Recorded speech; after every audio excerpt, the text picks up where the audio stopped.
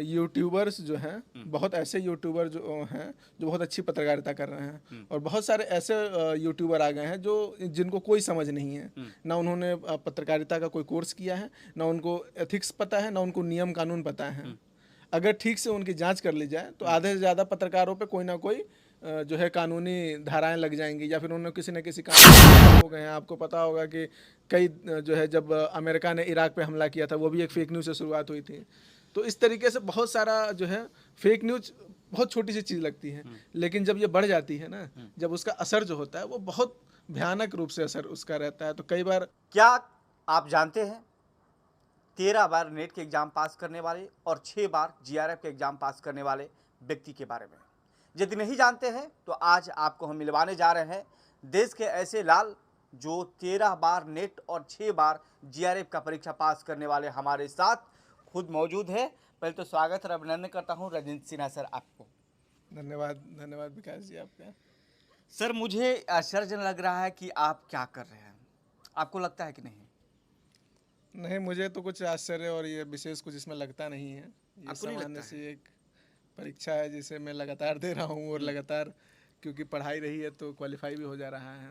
Sir एक व्यक्ति GRF या नेट निकालने के लिए कितने साल का संघर्ष करता है ये पता है आपको सर? हाँ, मैंने भी किया है, तो मेहनत तो है, तैयारी में समय तो लगता ही है। तो आप सीट क्यों भरते हैं? आखिर शौक है या फिर किसी व्यक्ति को मौका नहीं देना चाहते हैं? नहीं, बात मौके की या सीट की नहीं है। बस अभी क्या चल रहा है एकेडमिक्स में खास करके कि जो एग्ज़ाम का पैटर्न है कि आप एक बार नेट क्वालिफाई करते हैं, आप जीवन भर के लिए एलिजिबल होते हैं उस विषय को पढ़ाने के लिए। लेकिन मुझे लगता है कि शिक्षक को भी हर साल अपग्रेड करना चाहिए। जिस तरीके से टेक्नोलॉजी अपग्रेड हो रही है, चीज़ें सिलेबस अपग्रेड हो रहा है, सिलेबस तो बदल रहा है ना। नेट का सिलेबस जो है मेरे एग्ज़ाम देते ही में यानी 2 बार जैसे बदल जैसे चुका है। सर जैसे जैसे सिलेबस चेंज होगा वैसे वैसे आप एग्जाम दीजिएगा और एक व्यक्ति का सीट खाइएगा। नहीं, सीट क्या? खाने की बात नहीं है, मेरा सिर्फ ये कहना है कि मुझे लगता है कि जितने शिक्षक हैं, मीडिया शिक्षक, उन सबको एग्जाम देना चाहिए, और हमेशा टेस्ट करते रहना चाहिए क्या वो अभी भी उस एलिजिबिलिटी को मतलब बीट कर पा रहे हैं या नहीं। क्योंकि एक सर आपको नहीं लगता है कि यदि आप उस एक साल एग्जाम नहीं बैठते तो किसी दूसरे व्यक्ति का उस एग्जाम में बैठता वो पास करता तो एक रैंक बढ़ता देश का? हाँ, बात सही है, लेकिन वो व्यक्ति कौन होता है? वो आखिरी रैंक वाला होता ना, जिसको एक सीट हो सकता है कि मिल सकती थी वो चीज़। तो मुझे लगता है कि अगर किसी को पीछे छोड़ा गया है तो वो सबसे आखिरी व्यक्ति है, और वो अगले साल हो सकता है फिर मेहनत करेगा और ज़्यादा अच्छे से मेहनत करके ज़्यादा पढ़ के आएगा, तो वो भी क्वालिफाई हो जाएगा। तो इसमें ये सीट बर्बाद करना या फिर ऐसी कोई बात है नहीं। जैसे कि मैंने कहा कि ज़रूरी है कि शिक्षा को भी अपग्रेड होना बहुत ज़रूरी है। जिस तरीके से सिलेबस बदल रहा है, सारी चीज़ें बदल रही हैं, मीडिया में टेक्नोलॉजी नहीं आ रही है, नया कोर्स बन रहा है, और हमारे शिक्षक पढ़ाने वाले वहीं रहेंगे। अभी भी आपको मैं बताऊं, बहुत सारे ऐसे मीडिया इंस्टीट्यूट हैं जहाँ पे फिल्म जो पहले फ़ोटो फिल्म होती थी, उससे तस्वीर को डेवलप करना सिखाया जाता था पहले। हमारे समय में वो चीज़ें हमें सिखाई गई थी। फिर उसके बाद अभी भी मतलब कुछ सालों तक ये चलता रहा, जबकि डिजिटल कैमरा आए हुए, कब अब कहीं ये सीखा हुआ प्रोसेस यूज़ नहीं हो रहा है। अब नए ज़माने की चीज़ें हैं, नई चीज़ें सीखने की ज़रूरत है। तो ये चीज़ें विद्यार्थी को आप सिखाएंगे तभी जब आप खुद पढ़े रहेंगे, सीखे रहेंगे।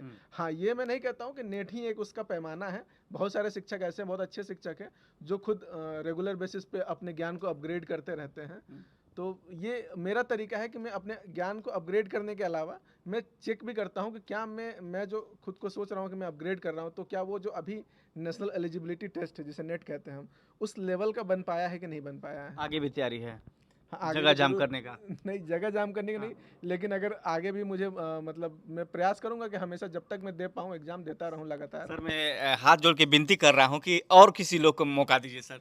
आप 13 बार ऑलरेडी निकाल चुके हैं सर, 6 बार जीआरएफ निकाल चुके हैं सर। ये बताइए कि सर आप एक नए रिकॉर्ड बनाने का तैयारी में तो नहीं है? देश में तो मुझे नहीं लगता कि 13 बार कोई नेट निकालो, 6 बार कोई जीआरएफ निकालो, मुझे नहीं लगता। आपके नॉलेज में है क्या? नहीं, नॉलेज में तो मेरे भी नहीं है, क्योंकि कोई इतने दिनों तक लगातार किसी एक विषय का एग्जाम क्यों ही देगा। और मतलब कुछ हैं मेरे जानने वाले जिन्होंने 4 बार 5 बार 6 बार तक दिया है।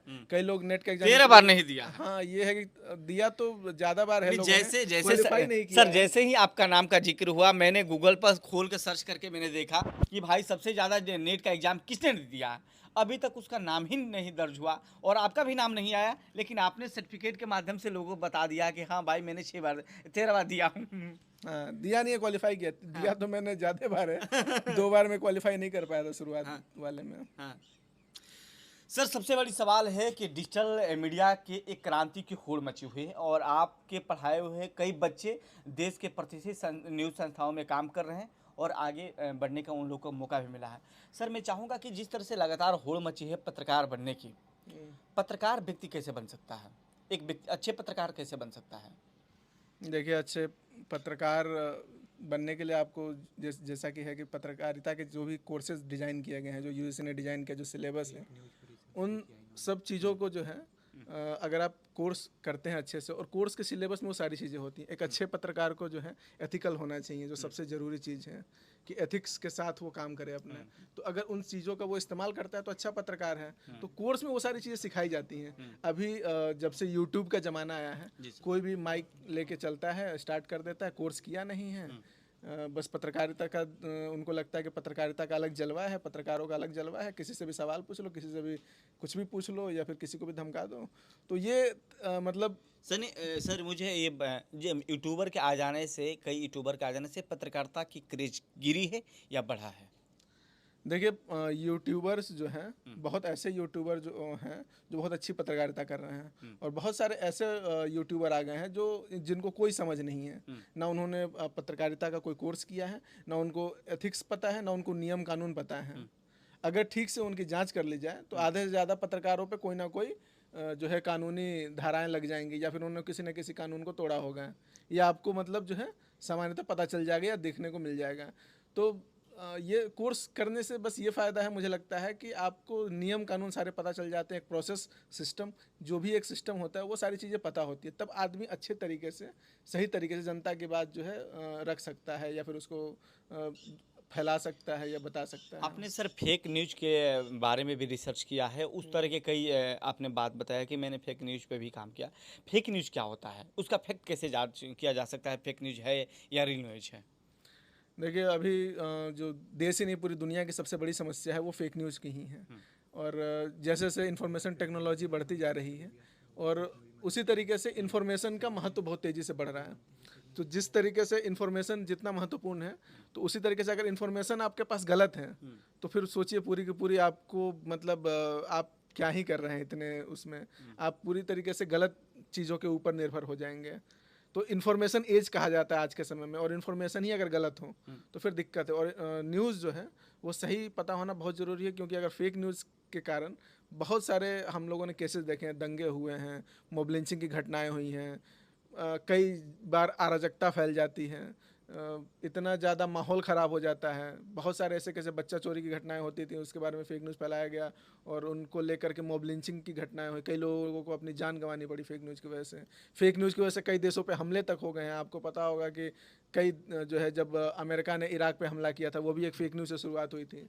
तो इस तरीके से बहुत सारा जो है फेक न्यूज़ बहुत छोटी सी चीज़ लगती है, लेकिन जब ये बढ़ जाती है ना, जब उसका असर जो होता है वो बहुत भयानक रूप से असर उसका रहता है। तो कई बार फेक न्यूज़ छोटी मोटी घातक हो सकता है। हाँ, सर आप बिहार के रहने वाले हैं, और बिहार के सन अब बिहार के नाम से बहुत देश के सबसे बड़े यूट्यूबर मनीष कश्यप को लेकर क्या आपका विचार है? कहा जाता है कि मनीष कश्यप फेक न्यूज़ के चलते ही जल गए हैं, और उनके ऊपर कई मुकदमा दर्ज है। क्या फेक न्यूज़ था या फिर रियल था सर? देखिए, वो पूरे घटनाक्रम में जहाँ तक मेरी जानकारी है फेक न्यूज़ तो था ही वो, लेकिन जैसा कि बहुत सारे लोगों का ये जो रहता है कि सिर्फ उन्हीं पे क्यों कार्रवाई हुई, और भी बहुत सारे लोगों ने था। तो जहाँ तक मेरी जानकारी है, कुछ और यूट्यूबर्स और उनके साथ जिन जिन लोगों ने मतलब जिन पे भी कुछ और लोगों के ऊपर भी कार्रवाई ये हुई है। तो जैसा कि मैं शुरुआत में कह रहा था कि अगर आप सही से उस जिस आप क्षेत्र में काम करने जा रहे हैं उस क्षेत्र का सही से नॉलेज नहीं लेंगे, ज्ञान नहीं लेंगे, और आपको पता नहीं चलेगा कि क्या करना चाहिए, क्या नहीं चाहिए, कैसे चीज़ों को नियम होता है, क्या एथिक्स होते हैं, किस तरीके से इन्फॉर्मेशन को वेरीफाई करना चाहिए, उन्होंने जो फेक न्यूज़ बनाया उससे पहले लोग बताते हैं कि कई लोगों ने ऑलरेडी कई अखबारों में चल चुका है। सर मैं बता रहा हूँ कि मनीष कश्यप ने इस बात को स्वीकार किया और लोगों को दिखाने के भी प्रयास किए कि उससे पहले टाइम्स ऑफ इंडिया में, आज तक में, एबीपी न्यूज में, जी न्यूज में, न्यूज 18 में और देश के बड़े बड़े जितने भी संस्थाएं हैं, हिंदुस्तान हो, प्रिंट मीडिया हो चाहे इलेक्ट्रॉनिक मीडिया, सब जगहों पर खबर चली है। उसके बाद मैंने अपने तथ्यों को रखा और उसके बाद मैंने हर जगह से अपने एविडेंस को इकट्ठा किया। उसके बाद मैंने जाके खबर बनाया। इन तमाम बड़े बड़े संस्थाओं पर केस नहीं होता है, ओनली वन मनीष कश्यप और उनके साथ के रहने वाले कई पत्रकारों के ऊपर मुकदमा दर्ज होता है। क्या इस आपके नज़रिया से क्या लगता है कि जब बड़े बड़े संस्था इस तरह के कार्य कर सकते हैं तो छोटे संस्थाओं पर क्यों नहीं?